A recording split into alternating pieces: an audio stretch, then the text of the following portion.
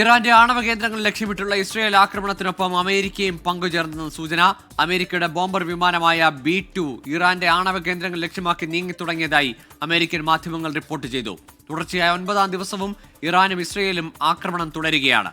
അതിനിടെ GCC രാജ്യങ്ങളിലെ വിദേശകാര്യമന്ത്രിമാർ Iran വിദേശകാര്യമന്ത്രിയുമായി ചർച്ച നടത്തുകയാണ്. വിവരങ്ങളുമായി മുഹമ്മദ് അൻവർ ഇന്റർനാഷണൽ ന്യൂസ് ഡെസ്കിൽ നിന്ന് ചേരുകയാണ്. ഒപ്പം അൻവർ പാലേരിയും പ്രതീക്ഷിക്കുന്നുണ്ട്.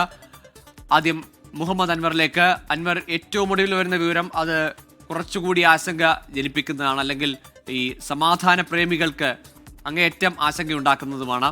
അമേരിക്ക കൂടി നേരിട്ട് ഈ യുദ്ധത്തിന്റെ ഭാഗമാകുന്നു എന്ന തരത്തിലുള്ള വിവരങ്ങൾ അമേരിക്കൻ മാധ്യമങ്ങളാണ് പുറത്തുവിടുന്നത്. പലതരത്തിലുള്ള സാധ്യതകൾ, അമേരിക്ക നേരിട്ട് ഇതിൽ ഭാഗമാകാതിരിക്കാനും ഒക്കെയുള്ള സാധ്യതകൾ, അതിന്റെ കാരണങ്ങളൊക്കെ ഈ കഴിഞ്ഞ ആഴ്ചകളിലൊക്കെ വിലയിരുത്തിയതാണ്. ഇപ്പോഴത്തെ ഈ B-2 ബോംബർ വിമാനത്തിന്റെ നീക്കത്തെ നമ്മൾ എങ്ങനെ നോക്കിക്കാണണം? ഒപ്പം അവസാന ഘട്ടത്തിൽ നടക്കുന്ന ചർച്ചകൾ അതിൽ പ്രതീക്ഷ വെക്കണോ? ഗൂഗിൾ, അമേരിക്ക യുദ്ധത്തിൽ പങ്കെടുക്കുമോ എന്ന ചോദ്യത്തിന് 2 ആഴ്ച കൊണ്ട് ഉത്തരം പറയാമെന്ന് അമേരിക്കൻ പ്രസിഡന്റ് ഡൊണാൾഡ് ട്രംപ് വ്യക്തമാക്കിയതാണ്. നേരത്തെ അത് കഴിഞ്ഞ് 2 ദിവസമേ ആയുള്ളൂ. അപ്പോഴാണ് ഈ നിർണായകമായ വിവരം അമേരിക്കൻ മാധ്യമങ്ങൾ പുറത്തുവിടുന്നത്. ബങ്കർ ബസ്റ്റർ ബോംബുകളുമായി അമേരിക്കയുടെ B-2 പോർ വിമാനം ഇറാൻ കേന്ദ്രമാക്കി നീങ്ങുന്നു എന്ന വാർത്തകളാണ് അമേരിക്കൻ മാധ്യമങ്ങൾ റിപ്പോർട്ട് ചെയ്യുന്നത്. ഈ അമേരിക്കയുടെ പക്കൽ മാത്രമുള്ള ഒരു ബോംബർ വിമാനമാണ്. അതായത് ഇറാന്റെ ആണവ കേന്ദ്രങ്ങളെ, ഭൂമിക്ക് അടിയിലുള്ള ആണവ കേന്ദ്രങ്ങളെ 90 മുതൽ 100 മീറ്റർ വരെ ഭൂമിക്ക് അടിയിൽ ചെന്ന് ആക്രമിക്കാൻ ശേഷിയുള്ള വിമാനങ്ങളാണ് ഇവ ആ ഇറാൻ കേന്ദ്രമാക്കി ആണവ കേന്ദ്രങ്ങളെ ലക്ഷ്യമാക്കി നീങ്ങി തുടങ്ങുന്നു എന്ന വാർത്ത അമേരിക്കൻ മാധ്യമങ്ങൾ പുറത്തുവിടുന്നു. ഇതോടൊപ്പം തന്നെ ഇതിന് റീഫ്യൂൽ ചെയ്യാനുള്ള, ഇന്ധനം നിറക്കാനുള്ള വിമാനങ്ങളും, പെഗാസസ് വിമാനങ്ങളും ഇതിനോടൊപ്പം ഉണ്ട് എന്നാണ് ന്യൂയോർക്ക് ടൈംസ് ഉൾപ്പെടെയുള്ള മാധ്യമങ്ങൾ റിപ്പോർട്ട് ചെയ്യുന്നത്. ഈ കാര്യം നമ്മൾ ശ്രദ്ധിക്കേണ്ട പ്രധാനപ്പെട്ട കാര്യം, അമേരിക്കൻ പ്രസിഡന്റ് ഡൊണാൾഡ് ട്രംപ് ഇന്ന് അമേരിക്കൻ നിർണായക സുരക്ഷാ കൗൺസിൽ യോഗത്തിന് പങ്കെടുക്കാനിരിക്കെ ഉടൻ തന്നെ അദ്ദേഹം ആ യോഗത്തിൽ പങ്കെടുക്കും. എത്തരത്തിലാണ് അമേരിക്കയുടെ തയ്യാറെടുപ്പുകൾ നടത്തിയിട്ടുള്ളത് എന്ന് അമേരിക്കൻ സുരക്ഷാ ഏജൻസികളുടെ തലവന്മാർ അദ്ദേഹത്തെ ബ്രീഫ് ചെയ്യുന്ന ഒരു പ്രധാനപ്പെട്ട യോഗമാണത്.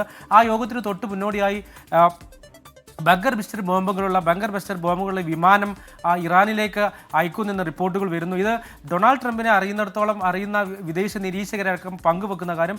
നേരിട്ട് പങ്കെടുത്തില്ലെങ്കിൽ പോലും ഇറാന് മേൽ സമ്മർദ്ദം ചെലുത്താൻ, ഞങ്ങൾ ആക്രമിക്കുമെന്നൊരു ഫീൽ ഇറാന് മേൽ വരുത്താൻ ഞങ്ങൾ ആണവ കരാറിൽ അമേരിക്കയുമായി ഇപ്പോഴും അവർ അനൗദ്യോഗിക ചർച്ച നടത്തുന്നുണ്ട്. അമേരിക്ക വെച്ച ക്ലോസുകൾ അംഗീകരിച്ച് നിങ്ങൾ ആ കരാറിൽ ഒപ്പുവെക്കണം, എന്നുള്ള യുദ്ധം ഒഴിവാക്കണം എന്നുള്ള സമ്മർദ്ദത്തിന് ഭീഷണിയായി മാത്രമാണ് ഈ നീക്കം കാണുന്നവരുമുണ്ട്. എന്നാൽ ഡൊണാൾഡ് ട്രംപിന്റെ ആ പ്രവചനാതീത സ്വഭാവം കണക്കിലെടുത്ത് അദ്ദേഹം 2 ആഴ്ച സമയം ചോദിച്ചത് അമേരിക്കയ്ക്ക് ഒരുങ്ങാനാണ്. പ്രത്യേകിച്ച് ഗൾഫ് രാജ്യങ്ങളിലുള്ള അമേരിക്കയുടെ ബേസ് നിന്ന് വേണം ഇപ്പോൾ ഇറാൻ ആക്രമിക്കാൻ അവർ തീരുമാനിച്ചാൽ അവർക്ക് ആക്രമണം നടത്താൻ സാധിക്കുകയുള്ളൂ. അതിൻ്റെ ഒരുക്കങ്ങൾ വിലയിരുത്താനും ആ ഒരുക്കങ്ങളുടെ തയ്യാറെടുപ്പിനും വേണ്ടിയാണ് 2 ആഴ്ച സമയം അമേരിക്കൻ പ്രസിഡന്റ് ഡൊണാൾഡ് ട്രംപ് ചോദിച്ചതെന്ന വിലയിരുത്തുന്ന നിരീക്ഷകരുമുണ്ട്.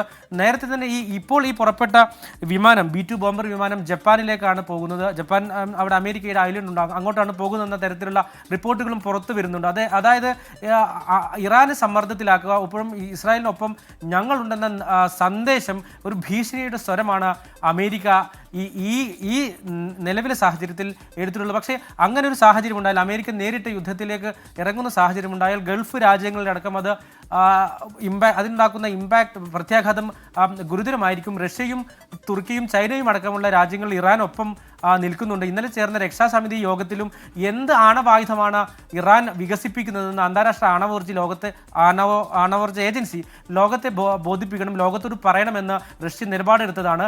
തുർക്കി ആകട്ടെ ഒരു പടി കൂടി കടന്ന് ഇസ്രായേലിന്റെ ഏകപക്ഷീയമായ ആക്രമണം അംഗീകരിക്കണമെങ്കിൽ വലിയ വില കൊടുക്കേണ്ടി വരുമെന്ന മുന്നറിയിപ്പ് തുർക്കിയും നൽകിയിട്ടുണ്ട്. അതായത് അമേരിക്ക യുദ്ധത്തിൽ നേരിട്ട് ഇടപെട്ടാൽ അതുണ്ടാക്കുന്ന പ്രത്യാഘാതം ചില്ലറയായിരിക്കില്ല ഗോകുൽ. പക്ഷേ ഈ ഡൊണാൾഡ് ട്രംപിന്റെ പ്രവചനാതീത സ്വഭാവം ആർക്കും അത് മനസ്സിലാകുന്നില്ല, എത്തരത്തിലുള്ള നീക്കമാണ് അദ്ദേഹം നടത്തുന്നത്.